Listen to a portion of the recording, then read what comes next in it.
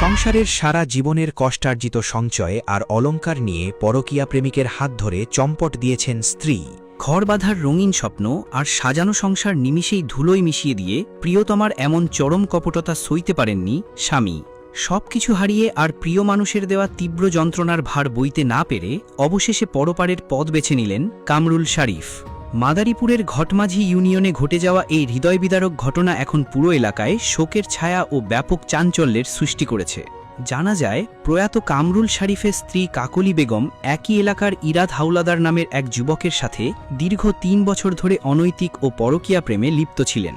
কামরুল যখন জীবিকার তাগিদে হাড় ভাঙা খাটুনি খেটে টাকা জমাচ্ছিলেন, তখন তার স্ত্রী ব্যস্ত ছিলেন অন্য কারো সাথে ঘর বাঁধার নেশায়।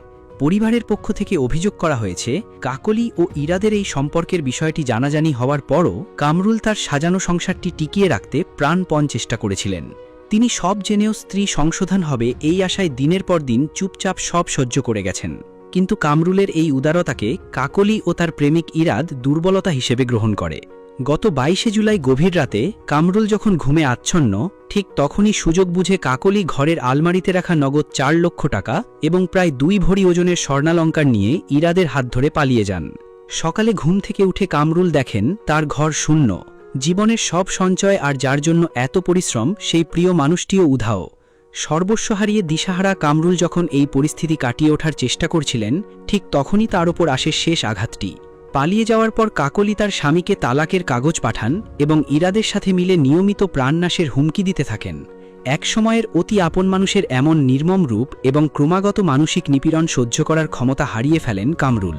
শেষ নিঃশ্বাস ত্যাগ করার আগে কামরুল সামাজিক যোগাযোগ মাধ্যমে একটি ভিডিও বার্তা রেকর্ড করে যান, যা এখন তার প্রয়াণের পর পরকীয়া ও লোভের অকাট্য দলিল হিসেবে বিবেচিত হচ্ছে। সেই ভিডিও বার্তায় তিনি স্পষ্টভাবে তার এই করুণ পরিণতির জন্য স্ত্রী কাকলি, তার প্রেমিক ইরাদ এবং তাদের এই অপকর্মে সহায়তা করা ইরাদের মাকে সরাসরি দায়ী করে গেছেন।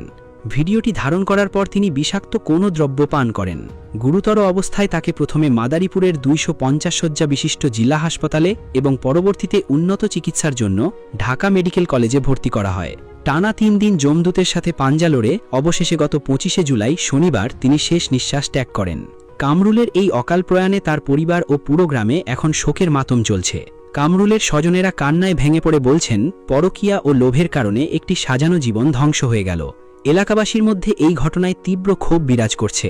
তারা অবিলম্বে অভিযুক্ত কাকলি, ইরাদ এবং তার মা মালেকা বেগমকে গ্রেফতার করে দৃষ্টান্তমূলক শাস্তির দাবি জানিয়েছেন।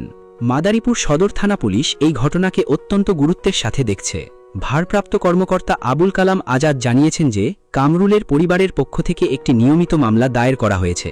কামরুলের রেখে যাওয়া ভিডিও বার্তাটি আলামত হিসেবে সংগ্রহ করা হয়েছে এবং তা যাচাই বাছাই করা হচ্ছে।